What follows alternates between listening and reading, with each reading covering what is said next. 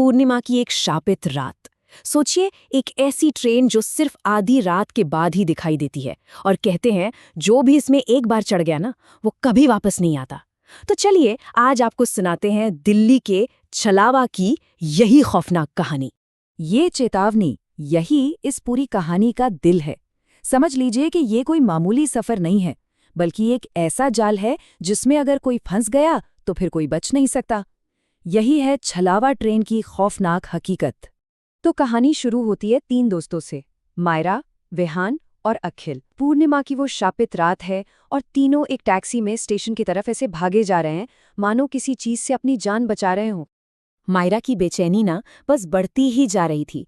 वो किसी भी हाल में रात 12 बजे से पहले स्टेशन पहुंचना चाहती थी। घड़ी में 11:49 हुए और उसने ड्राइवर से कहा, भैया गाड़ी थोड़ा तेज चलाओ। वो लोग 11:59 पर स्टेशन पहुंच भी गए।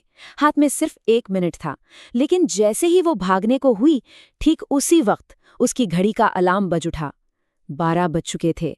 बहुत देर हो चुकी थी। अब विहान और अखिल को कुछ समझ नहीं आ रहा था कि मायरा इतनी घबरा क्यों रही है। उन्हें तो ये सब पागलपन लग रहा था। भई, आधी रात से इतना भी क्या डरना?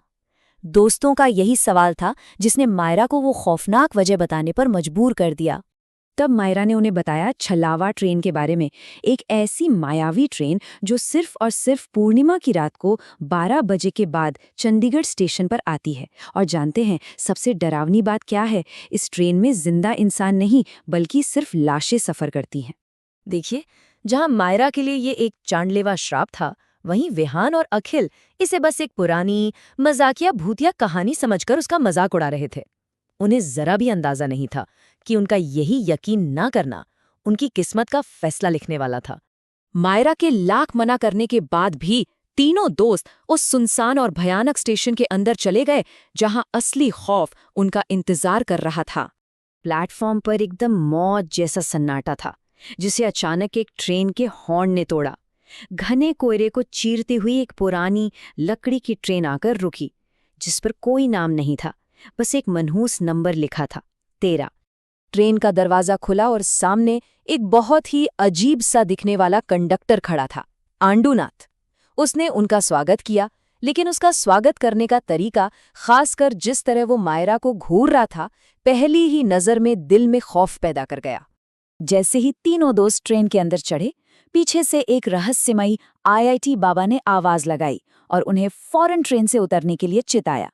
लेकिन उनकी ये चेतावनी बहुत देर से आई। ट्रेन के दरवाजे एक झटके में धड़ाम से बंद हो गए। ट्रेन के अंदर का नजारा देखकर तो उनके होश ही उड़ गए। मायरा की कहानी सच थी। ट्रेन के सारे यात्री असल में जिंदा थे ही नहीं। उनकी त्वचा बर्फ जैसी सफेद थी, शरीर अकड़े हुए थे और उनकी खाली आंखें बस सामने की तरफ घूर रही थीं। वो सब लाशें थीं। यहां से सफर एक जानलेवा मोड़ लेता है। विहान, जिसे अब भी ये सब एक मजाक लग रहा था, एक ऐसी गलती कर बैठा जो सीधे उसकी मौत का कारण बनी। विहान ने एक लाश की तरह बैठी महिला यात्री से बात करने की कोशिश की। उसने पूछा, एक्सक्यूज मी मैडम, ये ट्रेन कहाँ जा रही है? पर वो महिला एक मूर्ति की तरह बिना हिले डुले बैठी रही।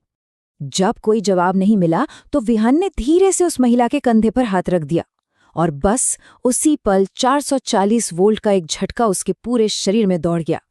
1 सेकंड से भी कम वक्त में उसका पूरा शरीर काले कोयले की राख के ढेर में बदल गया। तभी कंडक्टर आंडूनाथ फिर से सामने आया और पागलों की तरह हंसते हुए बोला, हे, कट गया, पहला टिकट कट गया। मतलब साफ था, विहान की मौत कोई हादसा नहीं बल्कि इस ट्रेन के खौफनाक खेल का हिस्सा थी। अब जब खौफ एक हकीकत बन चुका था, तो जिंदा रहने की चाहत ने दोस्ती के सारे रिश्ते तोड़ दिए। मायरा ने तब अपनी दादी का बताया हुआ बचने का एक भयानक उपाय बताया। इस ट्रेन को सिर्फ 2 मिनट के लिए रोका जा सकता है, लेकिन शर्त यह है कि ट्रेन की लकड़ी पर किसी जिंदा इंसान का खून बहाना होगा। और बस यही वो पल था जब अखिल की इंसानियत खत्म हो गई। अपनी जान बचाने के लिए वो मायरा के ही खिलाफ हो गया। उसने कहा, सॉरी मायरा, पर अगर मुझे जीना है तो तुम्हें मरना होगा। और इतना कहकर उसने अपनी ही दोस्त पर जानलेवा हमला कर दिया। मायरा का खून लकड़ी पर गिरते ही ट्रेन रुक गई, दरवाजे भी खुल गए। अखिल को लगा कि वो बच जाएगा, लेकिन जैसे ही वो दरवाजे पर पहुंचा, उसकी सारी उम्मीदें टूट गईं। ट्रेन एक 50 फुट ऊंचे पुल पर रुकी थी, जिसके नीचे सिर्फ गहरा काला समंदर था। यहां से भागना नामुमकिन था। तभी अखिल को एक और झटका लगा। मायरा, जिसे वो मरा हुआ समझ रहा था, उसके ठीक पीछे खड़ी थी। उसने कहा, जाने का समय मेरा नहीं, तुम्हारा है। और फिर मायरा ने अखिल से अपना क्रूर बदला लिया। अखिल की बलि चढ़ते ही श्राप की शर्त पूरी हो गई और ट्रेन आखिरकार अपनी आखिरी मंजिल पर पहुंच गई। मायरा दिल्ली स्टेशन के प्लेटफॉर्म पर अकेली टूटी हुई खड़ी थी। जैसे ही ट्रेन आगे बढ़ने लगी, दरवाजे पर अखिल और विहान की आत्माएं उसे बाय बाय करती हुई नजर आईं और ट्रेन हमेशा के लिए घने कोहरे में गायब हो गई। तो मायरा जिंदा तो बच गई, पर क्या वाकई उसने अपने दोनों जिगरी दोस्तों को हमेशा हमेशा के लिए खो दिया? और यही कहानी हमें एक सवाल के साथ छोड़ जाती है।